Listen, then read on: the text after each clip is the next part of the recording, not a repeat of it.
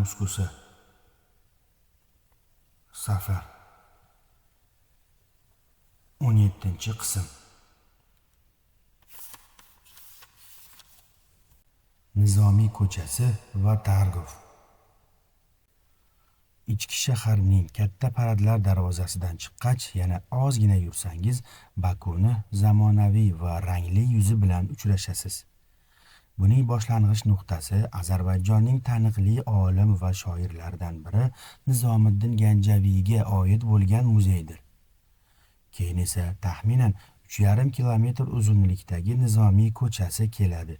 Tushlik vaqtida kamdan kam uchraydigan insonlar peshindan keyingi soatlardan e'tiboran gavjumlasha boshlaydi va ushbu gavjumlik oqshom vaqti eng yuqori nuqtasiga yetadi. Dunyo miqyosida mashhur bo'lgan brendlar va lyuks restoranlarni o'z ichiga olgan bu ko'cha Ozarbayjon turklari va shaharga kelgan xorijliklarning uchrashuv joyi hisoblanadi. Nizomiy ko'chasining eng muhim qismi esa kechalari rang-yorang tusga kirguvchi Targovdir. Mashinalarning kirishiga ruxsat berilmagan Targov qismida qayta ishlov berilgan qadimgi tarixiy binolar diqqatni o'ziga tortsa, tayinli soatlardan keyin Chashma maydoniga insonlar selday oqib kela boshlaydi. Nizomiy ko'chasini sayr qilib Targovdagi Chashma maydoni oldida biroz vaqt o'tirgach, shaharga marjondek taqilgan Kaspiy dengizi chekkasidan joy olgan Baku bulvarini ham tomosha qilsak bo'ladi. Dunyoning turli xil joylaridan ko'rganim bulvarlar ichida eng chiroyli va tartibli bulvarlardan biri bo'lgan Baku bulvarida sohil bo'ylab sayr qilishning o'zgacha zavqi bor. Agarda sayr tun vaqtiga to'g'ri kelsa, nur ustiga nur bo'lib, ranglar g'alayoniga aylangan shaharni yanada ko'proq yoqtirib qolishingiz turgan gap. Bulvar yo'li bo'ylab yurib boraverilsa, qarshingizdan Bakuning mashhur bayroq maydoni chiqadi. Dunyoning eng baland bayroq ustunlariga ega bo'lgan ushbu maydonda Ozarbayjon davlat bayrog'i hilpirab turadi. Ayniqsa, xoh kecha xoh kunduz bo'lishiga qaramasdan. Agar shaharda shamol ko'tarilsa, ko'p o'tmay burningizga moy hidi kelib uriladi. Insonni behuzur qilish darajasida yoqimsiz bo'lmasa-da, bu hid shaharga oid hid hisoblanadi. Chunki Ozarbayjon so'zining ichida moy so'zi ham mujassamdir.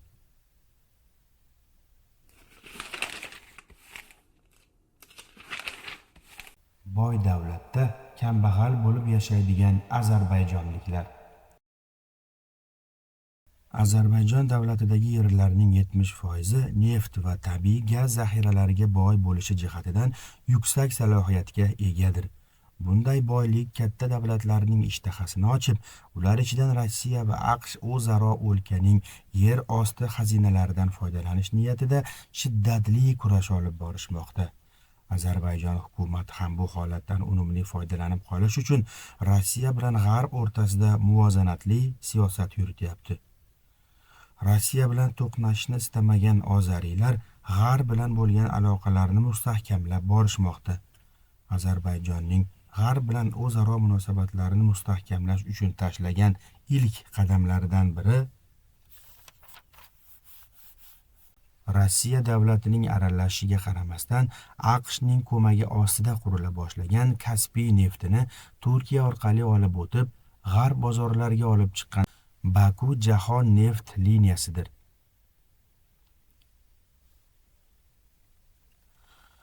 Neft va tabiiy gaz yerosti qazilmalariga boy bo'lishiga qaramay, Ozarbayjon davlati aholisining yarmidan ko'pi kambag'allik miqyosidan ancha past ahvolda hayot kechiradi. Daromadlarni taqsimlashdagi adolatsizlik avj olgan mamlakatda hukumat boshida turgan elitalarning ishbilarmonlik sohasida monopoliya yaratib, mamlakat boyliklarini o'zaro bo'lishib olishadi. Bu esa qo'lda shuncha imkoniyat bo'la turib xalqning nochor ahvolda qolishiga sabab bo'ladi. Kambag'allik muammosidan tashqari, Ozarbayjonni behalovat qilayotgan yana bir masala Qorabog' chegarasidir. Armaniston Qorabog'ning tog'li qismi ustidagi da'vosi 1991-yilda ikki davlatning mustaqillikka erishishi bilan yanada avj olib, keskin ziddiyatlarga turtki bo'ldi. yuzlab insonlarning hayotiga zomin bo'lgan urush natijasida armanlar tomonidan 1 millionga yaqin ozarbayjonlik turklar ham o'z uylaridan ko'chirib tashlandi. 1994-yili ikkala davlat o'rtasida urushni to'xtatish bo'yicha hujjatlar imzolangan bo'lishiga qaramay, haligacha Qorabog' masalasi o'z kuchida qolib, ikki davlatning kundalik muammolari qatorida turibdi. Strategik ahamiyatga ega bo'lgan mintaqada Ozarbayjonning ulushi 20% tashkil qiladi. Ushbu muammo yuzasidan Eron va Rossiya Armanistonni qo'llashsa, Turkiya davlati Ozarbayjonning oldida qad rostlab yordamga shay turibdi. G'ayratli idealist Elchibek. Ozarbayjon deyilishi bilan ilk aqlimga keladigan inson Abulfayz Elchibekdir. Bu kishi haqida yoshlik paytlarimda birinchi bor eshitgan bo'lsam, shu ondan e'tiboran fikr-mulohazalarim ancha ziyoda. Elchibekning g'ayrati va iqtidori diqqatimni tortgan. So'nggi nafaslarigacha orzu va maqsadlarini amalga oshirish uchun yashagan Elchibek 1938-yili Naxichevanning Keleki qishlog'ida tavallud topgan. Otasi 1943-yilda Ikkinchi jahon urushiga ketib, shundan keyin bexabar yo'q bo'lib ketgan. Naxichevandagi maktabni juda qiyin sharoitlarda tamomlab, keyinchalik Sharqshunoslik instituti arab tili va adabiyoti bo'limida 4 yil davomida o'qidi. Institutni tamomlagach Misrga ketib, u yerda 1 yil tarjimonlik qildi. So'ngra o'z vataniga qaytib, o'zi bitirgan oliy o'quv yurtida ishladi. Uzoq yillar mobaynida Ozarbayjon davlat universiteti Osiyo va Afrika davlatlari tarixi bo'limida muallimlik faoliyatini olib bordi. 1975-yili ruslar tomonidan millatchilikda ayblangan Elchibek 1,5 yildan ko'proq vaqtga ozodlikdan mahrum qilindi. Mahbuslik hayotini Rossiya qamoqxonalarida kechirgan Elchibek zindonda yana kuchga to'lib chiqqach, Ozarbayjon mustaqilligini qo'lga kiritishda muhim shaxslar qatoridan joy oldi. 1989-yili Ozarbayjon Xalq frontiga asos solgan Elchibek 1991-yili Sovet ittifoqining parchalanishi natijasida mustaqilligini qo'lga kiritgan Ozarbayjonning ikkinchi prezidenti bo'lib saylandi. Hokimiyatga kelib birinchi qilgan ishi Rossiya armiyasini Ozarbayjondan chiqarib, Ozarbayjon milliy armiyasini tashkil qilgan Elchibek tashqi siyosatda ham boshqaruvni o'z qo'liga oldi. 1 yilgina hokimiyatda qolib, barcha ishlarning badali sifatida Rossiya tomonidan uyushtirilgan to'ntarish rejasi bo'yicha prezidentlikdan ag'darilib, ko'p yillar davomida Rossiyaning razvedka tashkiloti hisoblangan KGBda ishlagan Haydar Aliyevga kursini bo'shatib berishga majbur bo'ldi. Prezidentlikdan ag'darilgach, 4,5 yillik hayotini uy qamog'ida o'tkazgan Elchibek siyosatga qaytadi. 2000-yili Anqaraning Gulxona kasalxonasida oqqonga qarshi muolaja olayotganda vafot etadi. Bakuda azon sog'inchi.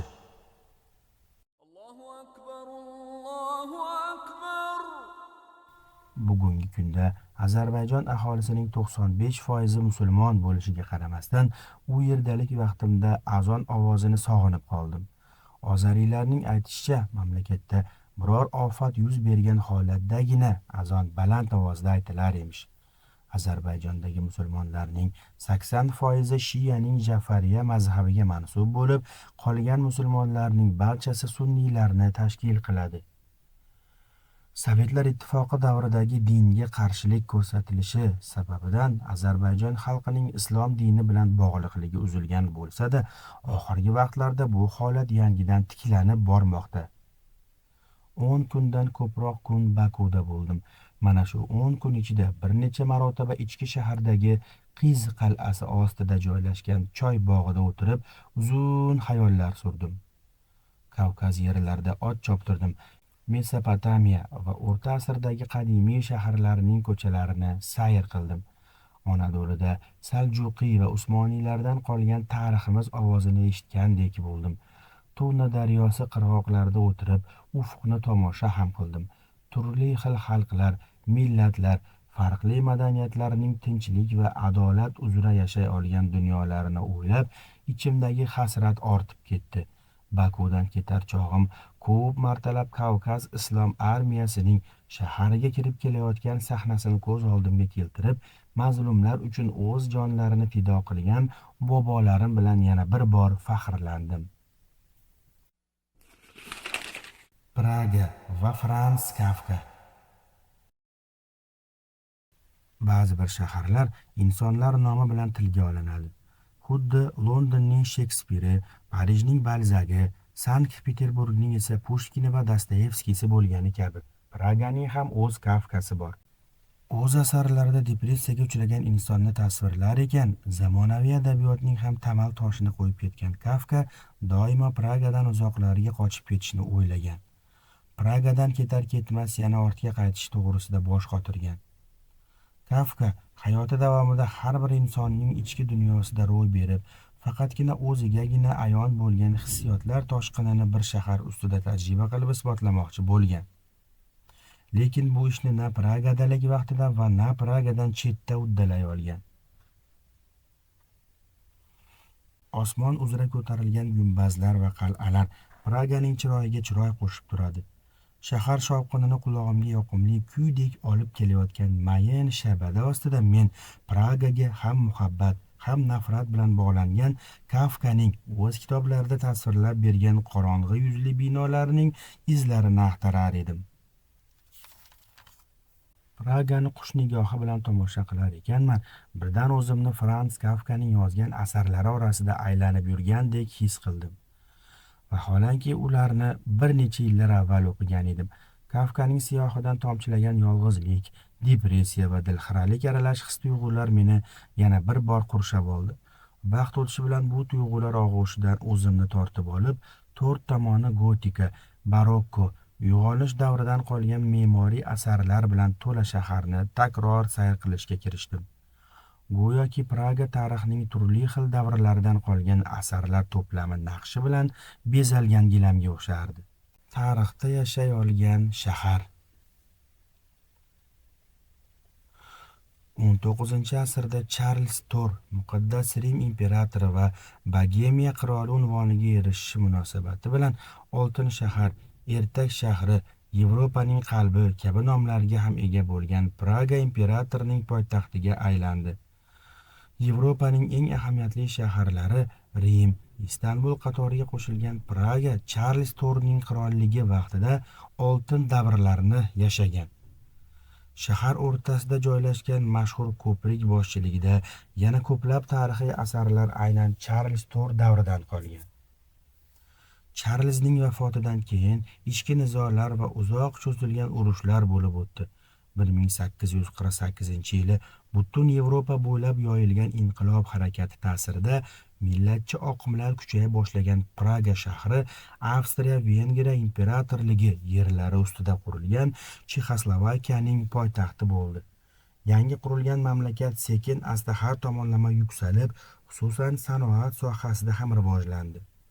Ikkinchi jahon urushini fashistlar istilosi ostida, undan keyin sodir bo'lgan sovuq urushni esa Sovet Rus qo'mondonligi ostida o'tkazdi. Ko'p yillar mobaynida kommunizm tizimida boshqarilgan Pragadagi xristian diniga mansub xalq deyarli dinsiz holga keltirildi. Kommunizmning ta'siri sabab bugungi xalqning 70% ko'pi ateistlardan iboratdir. 1989-yilda paydo bo'lgan Baxmal inqilobi Chexoslovakiyaning parchalanishiga sabab bo'ldi. Parchalanishdan so'ng vujudga kelgan Chexiya Respublikasining poytaxti Praga bo'ldi. Devordagi tarix va Praga qal'asi. Chexiya poytaxti Pragaga Sloveniya orqali kelayotganimizda ertalabki vaqtda shaharga kirar-kirmas bizni ulkan minorali Praga qal'asi kutib oldi. Uzoqdan qaralganda Praga xuddi devor va minoralari bilan himoyalangan shaharga o'xshardi. Qal'aga yaqinlashganim sari bu qop-qora minoralar ichkariroqda joylashgan tarixiy cherkovga oid ekanini tushunib yetdim. Baland tizma ustida qurilib, 450 gektar yerni qamrab olgan Praga qal'asining ichiga qadam bosganingizda tarixiy saroylar, ulkan cherkovlar, bir-biridan chiroyli bog'lar orasida yo'qolib qolasiz. Chexiya yerlarining eng qadimgi o'rtoqlashgan qismi o'laroq Praga qal'asi va yon atrofi nafaqat Chexiya, balki Yevropa tarixini anglash uchun muhim mintaqa hisoblanadi. Qal'ada tomosha qilishga arzigulik ko'plab binolar bo'lishiga qaramay, ular orasidan Avliyo Vitus, Qirollik saroyi va Avliyo Georgiy ibodatxonasi Praga qal'asining oldingi safda turadigan inshootlaridandir. Chexiya prezidentiga oid bo'lgan davlat rasmiy binosi ham aynan ushbu qal'a ichidan o'rin olgan. Qal'ani to'liq tomosha qilish uchun 2 soatcha vaqtingizni ajratishingizga to'g'ri keladi. Sayr qilib bo'lganingizdan so'ng mutlaqo o'sha yerdan turib shaharni tomosha qilishingiz kerak. Praga manzarasini birinchi marotaba tomosha qilganingizdayoq juda jozibali va maxsus shaharda turganingizni butun vujudingiz bilan his etasiz. Franz Kafka muzeyi. Shaharni biroz sayr qilib bo'lgach, Praga qal'asidagi eng oxirgi manzilimiz Oltin yo'l, Golden Lane bo'ladi. Qal'adan pastlikka qarab tushib borayotganda, chiqish qismiga yaqin joyda bo'lgan Oltin yo'l tor ko'chalari, rangli va kichik uylari bilan yoqimtoy shaharchaga o'xshaydi. 16-asrda qal'a ichidagi askarlarga, metall ustalariga, zargar va kimyogarlarga mezbonlik qilgan Oltin yo'l keyinchalik ko'plab san'atchi va ziyolilarning Pragadagi voz kechilmaydigan manziliga aylandi. Hattoki Kafka ham Oltin yo'l ko'chasidagi 22-raqamli uyda uzoq vaqt yashagan. Hozirda 22-raqamli uydan Kafkaning asarlari sotiladigan do'kon sifatida foydalaniladi. Praganing har bir burchagida Kafkani eslatib turuvchi xotiralar bor. Biz ham Praga qal'asidan keyin Franz Kafka muzeyiga bordik.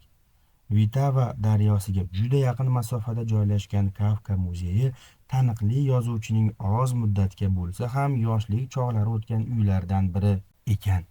Agar uning birorta ham asarini o'qimagan bo'lsangiz, muzey siz uchun oddiy, hattoki bema'nidek ham tuyulishi mumkin, lekin biroz bo'lsa ham Kafkaning asarlari bilan tanish bo'lsangiz, qop-qorong'i xonalar, til ustiga proyektlashtirilgan tasvirlar, labirint shaklidagi devorlar bilan o'zingizni Kafkaning romanlari ichida aylanib yurgandek his qilasiz. 1924-yilda sil kasalligidan vafot etgan 41 yoshli Kafka o'limidan avval unchalik ham mashhur yozuvchi bo'lmagan. Hattoki u vafotidan avvalroq o'zining Da'vo, Milenaga yozilgan maktublar, Qal'a, Amerika, Otamga maktub kabi asarlarni yoqib yuborishini aytib, do'sti Max Brodga beradi.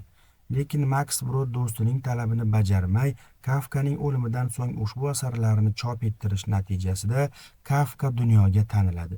Kafka havaskor kitobxon bo'lib Dostoyevskiy, Gyote, Gogol kabi yozuvchilarning asarlarini yoqtirgan. Mening yolg'izligim insonlar bilan to'ladi degan so'zlari yozuvchining ruhiyati va hayotini o'zida aks ettiradi.